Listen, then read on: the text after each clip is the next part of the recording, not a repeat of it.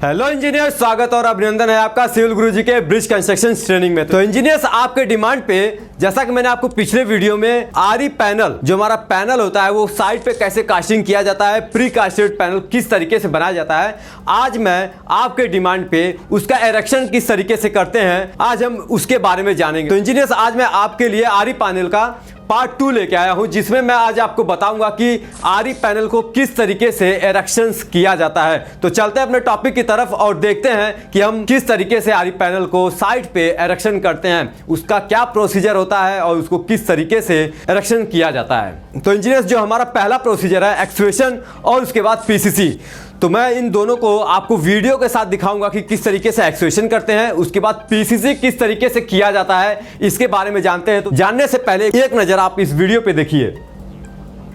ये कुछ इस तरीके से हम एक्सवेशन करेंगे। एक्सवेशन करने के बाद हम उसको अच्छे तरीके से रोलिंग करेंगे कि हमारी जो मिट्टी है वो कॉम्पैक्ट हो जाए, और फिर उसके बाद हम पीसीसी का फ्रेमवर्क लगाएंगे। जो हम पीसीसी का जो हमारा शटरिंग होगा, हम कुछ इस तरीके से शटरिंग को लगाएंगे और लगाने के बाद इसमें हम कुछ इस तरीके से कंक्रीट करेंगे। हमको इसमें एक चीज ध्यान देना है कि जब भी आप एक्सवेट कराओगे, जो हमारा पीसीसी का पॉइंट है, उस पॉइंट से आउटर साइड में आप देखेंगे तो कम से कम आधा मीटर मतलब 500 mm हमको एक्स्ट्रा एक्सवेट कराना है, ताकि हमको बाहर के साइड में भी 500 जो mm हमारा है वो अच्छे तरीके से कॉम्पैक्ट हो जाए। आप देख रहे हैं यहाँ पे इन्होंने प्रॉपर तरीके से 500 mm जो है एक्स्ट्रा लिया है। उसके बाद जो है हमारा शटरिंग प्लेट को लगाया है और फिर उसके बाद हमारा पीसीसी वर्क किया है। पीसीसी जो हमारी है थिकनेस उसकी रहेगी 150 mm हमारा थिकनेस रहेगा, और उसका विड्थ जो है कम से कम हमारा 300 से लेके 450 mm तक का होना चाहिए इस आरी पैनल को एरेक्शन करने के लिए। अब चलते हैं नेक्स्ट प्रोसीजर क्या है। फिर आता है हमारा पीसीसी कंप्लीट होने के बाद पैनल को हमको शिफ्ट करना है।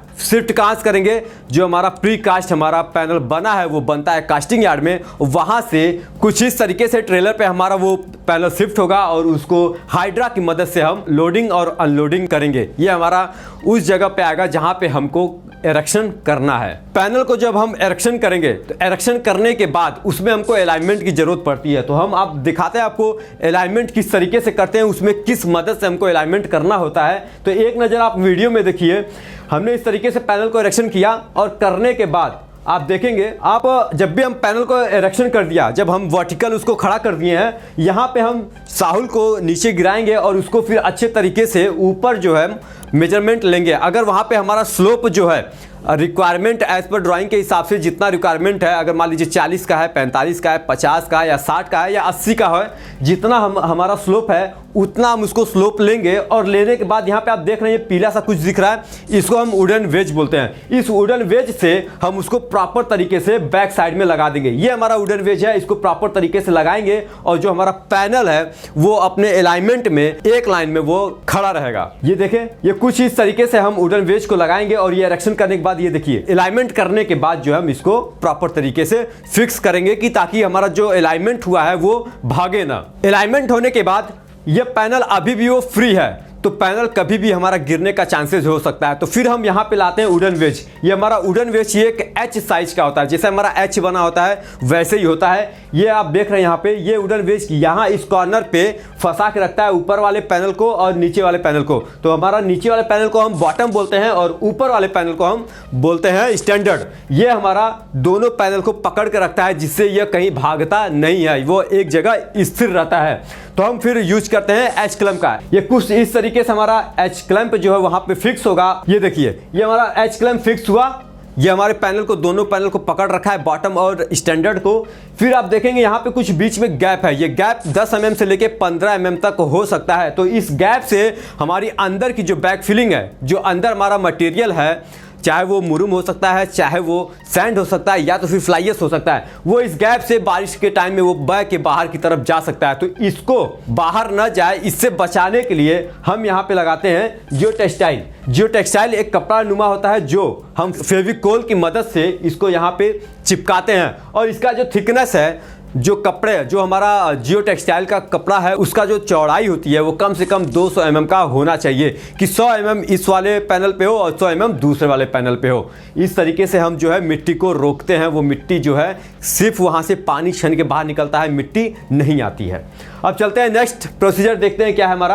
ये लगने के बाद यहाँ पे बैक फिलिंग, यहाँ पे मिट्टी होगा, जैसा मैंने आपको बताया था कि मिट्टी फिलिंग होगा। फिर उस मिट्टी को कॉम्पैक्ट करने के लिए हम वहाँ पे वाटर टैंकर के मदद से हम पानी को वहाँ पे छिड़काव करते हैं। कुछ एक आध घंटे के बाद जो है वहाँ पे हम उसको ग्रेडिंग करते हैं, रोलिंग करते हैं। जिस तरीके से ये रोलिंग कर रहा है, रोलिंग करने के बाद वो पूरा मिट्टी जो हमारी कॉम्पैक्ट अच्छे तरीके से हो जाती है। यह लेयर वाइज लेयर होगा, जो कि 200 या 300 mm का हमारा थिकनेस के लेयर पे हम मिट्टी को वहाँ पे फिलअप करते हैं और उसको जो है प्रॉपर तरीके से कॉम्पैक्ट करते हैं। एक चीज और देखिए, यहाँ पे रोलर जो है, जो बड़ा वाला रोलर है, वो कुछ पास में पैनल के 1 मीटर छोड़ के वो कॉम्पैक्ट किया। वो पास वाले पैनल को मतलब पैनल में टच करके उसने कॉम्पैक्ट नहीं किया है। इसका रीजन ये है कि आपको पैनल के पास बड़ा वाला रोलर लेके नहीं जाना है, क्योंकि अगर आप वहां पे बड़ा वाला रोलर लेके जाएंगे तो आपका जो पैनल का अलाइनमेंट है वो खराब हो जाएगा, वो अलाइनमेंट जो है डिस्टर्ब हो जाएगी। वहां पे आपको यूज करना है कुछ इस तरीके से बेबी रोलर का। आप देखेंगे यहाँ पे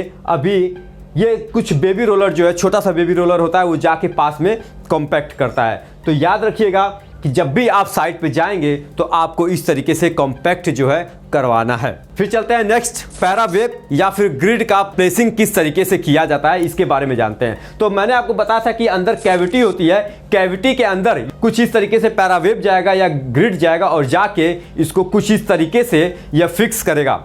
और जो हमारा ग्रेडिंग रोलिंग हो रखा है उसमें ले जाके इसको हम फैला के जितना लेंथ का होता है हमारा उतना लेंथ का लेके जाएंगे और ये वुडन वेज की मदद से हम उसको फिक्स करके रख देंगे। फिर उसके बाद हम वहाँ पे मिट्टी को डंपिंग करेंगे और फिर कुछ इस तरीके से ग्रेडिंग रोलिंग करेंगे। तो फिर नेक्स्ट चलते हैं आगे, इपीडियम एंड पैनल इरेक्शंस। अब जो मेन खेल होता है हमारा यहाँ से चालू होता है। आपने एक लेयर जो है फिक्स किया, उसमें डंपिंग किया, रोलिंग किया, ग्रेडिंग किया, रोलिंग किया, फिर बेल्ट लगाए जो हमारा पैरावेव जिसको हम बोलते हैं, फिर ग्रिड बोलते हैं, उनको लगा के फिर से हमने डंपिंग किया, ग्रेडिंग किया, रोलिंग किया। फिर जब आप नेक्स्ट आएंगे, नेक्स्ट में आप देखेंगे इपीडियम आपको लगाने की जरूरत पड़ेगी। इपीडियम मैं आपको दिखाता हूँ इपीडियम होता कैसा है। ये इपीडियम एक बियरिंग का काम करता है। आप देखेंगे ये इपीडियम है, इसका बेस बना हुआ है, उस बेस में ये तीनों इपीडियम जो है कुछ इस तरीके से फिक्स होगा और ये इरेक्शन होगा और फिर जियो टेक्सटाइल्स को हम इस तरीके से वहां पे फेविकोल की मदद से चिपकाएंगे। तो इपीडियम क्या काम करता है? इपीडियम क्या करता है कि जो हमारे ये पैनल हैं ये कंक्रीट के बने होते हैं, तो ये दो कंक्रीट आपस में मिले ना,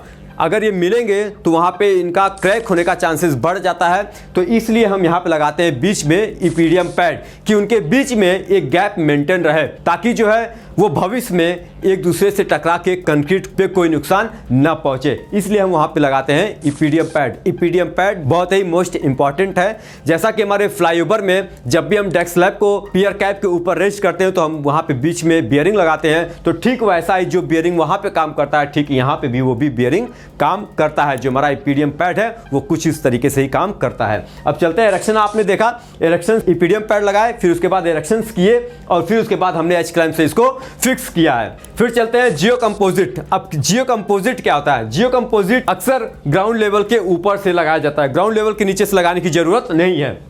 ये हमारा जियो कंपोजिट है। फिर इसको हम इरेक्शंस करने के बाद कुछ इस तरीके से लगाते हैं, पूरा अच्छे तरीके से ढकेंगे और फिर यहाँ पे बैक फिलिंग करेंगे। ठीक है, बैक फिलिंग करने से पहले हम जो कैविटी होती है वहाँ पे कुछ इस तरीके से कट करेंगे, फिर पैरावेव को लगाएंगे। लगाने के बाद हम वहाँ पे जो ग्रिड है या पैरावेव लगा के उसको फिक्स करेंगे और जो अच्छे तरीके से फिर हम वहाँ पे डंपिंग करेंगे। डंपिंग करने के बाद फिर हम जो है उसको ग्रेडिंग रोलिंग करेंगे। यही हमारा पूरा प्रोसीजर है। हर स्टेप में हमको इसी तरीके से इरेक्शंस करना है। एक बार फिर से प्रोसीजर देखिए। कंपोजिट लगाया, कंपोजिट लगाने के बाद जो है यहाँ पे हमने कट किया, कट करने के बाद ग्रिड को फंसाया और फंसा के उसको हमने फिक्स किया और फिक्स करने के बाद डंपिंग किया है। डंपिंग करने के बाद ग्रेडिंग रोलिंग किया है और फिर नेक्स्ट स्टेप, हमारा पूरा स्टेप जो है स्टेप बाय स्टेप यही प्रोसीजर रहेगा। जैसे कि आप देख रहे हैं यहाँ पे हर एक स्टेप ऐसे ही रहेगा। अब आता है हमारा कोपिंग बीम। कोपिंग बीम क्या है कि जब भी हमारा आरी पैनल का काम खत्म हो जाएगा स्टेप बाय स्टेप, ये देख रहे हैं स्टेप बाय स्टेप कंप्लीट हो रहा है, वीडियो में आप देखिए। और लास्ट में यहाँ पे देख रहे हैं ये कोपिंग। कोपिंग क्या करता है? ये कनेक्ट करता है टॉप पैनल को, पूरे टॉप पैनल को एक कनेक्ट करता है। जो हमारे लेयर्स होते हैं वहाँ एंडुलेशंस होते हैं, अप डाउन होते हैं, उनको एक लेयर प्रोवाइड करता है। फिर उसके बाद हम उसके ऊपर लगाते हैं क्रैश बैरियर। ये कोपिंग बीम का काम ये है कि जो हमारे टॉप के पैनल है उनको कनेक्ट करके रखे, यही हमारा प्रोसीजर है। तो दोस्तों आपके डिमांड पे मैंने आपके लिए यह वीडियो लेके आया हूं, जो आप लोग बोल रहे थे कि इसका सेकंड पार्ट आना चाहिए और इरेक्शन किस तरीके से होता है। मैंने आपको कोशिश की है कि मैंने पूरा अच्छे तरीके से आपको स्टेप बाय स्टेप वीडियो के साथ समझाया है। तो दोस्तों आपको यह वीडियो अच्छी लगी है तो वीडियो को लाइक करिए, सब्सक्राइब करिए और अपने दोस्तों के साथ ज़्यादा से ज़्यादा शेयर करिए और उनको बताइए कि पैनल का कास्टिंग और इरेक्शंस किस तरीके से करते हैं। तो दोस्तों पहले पार्ट में एक और कमेंट था, इनका बहुत ही अच्छा कमेंट था, ये आप सभी को जानना बहुत जरूरी है, तो मैंने उनका टॉपिक यहाँ पे ला के रखा है। उन्होंने कमेंट किया था कि सर आरई पैनल का आरएफआई किस तरीके से करते हैं। तो जिनको आरएफआई नहीं पता है वो एक बार जान ले। आरएफआई का मतलब होता है रिक्वेस्ट फॉर इंस्पेक्शंस। अब इसको मैं आपको डिटेल थोड़ा बताता हूं। जो ये लिखा हुआ है, आप जिस लेयर का इरेक्शंस कर रहे हैं वो लेयर हो गया 8th लेयर। आपने क्या काम करा है, आरई पैनल का काम करा है, उसमें इरेक्शंस किए हैं और फिर उसके बाद अलाइनमेंट किए हैं, ये आपको लिखना है। फिर उसके बाद आपको लोकेशंस भी लिखना है। तो लोकेशंस क्या है, A1 साइड और उसके बाद क्या है RHS साइड का जो हमारा है वाल नंबर 1 है, और चैनेज नंबर भी वहां पे आपको लिख के बताना है कि इस चैनेज नंबर पे हमारा काम हो रहा है। और मेजर ब्रिज है तो मेजर ब्रिज लिखेंगे, माइनर है तो माइनर लिखेंगे। उसके बाद कितने टाइम पे आपने मैसेज किया है वो भी आपको लिख के बताना है। इसका मतलब ये है कि हमारा 12:30 बजे तक वो काम कंप्लीट हो गया है। आप आइए, इसको चेक करिए और कुछ उसमें कमी है तो बताइए। तो आरएफआई इसी तरीके से डालते हैं। जिन्होंने कमेंट किया था मैंने आपके लिए एक पॉइंट ही यहाँ पे उठा के लेके आया हूँ और आपको बता रहा हूँ, आपको फॉर्मेट में दिखा दिया। आपको इसी तरीके से आप साइट पे हैं तो आप इस तरीके से वहां पे आरएफआई डाल सकते हैं। तो दोस्तों मिलते हैं आपसे नेक्स्ट वीडियो में। तो आज के लिए करना है खास, तो चलो हमारे साथ सिविल की बात गुरुजी के साथ। तो मिलते हैं आपसे नेक्स्ट वीडियो में। आज के लिए अलविदा, जय हिंद।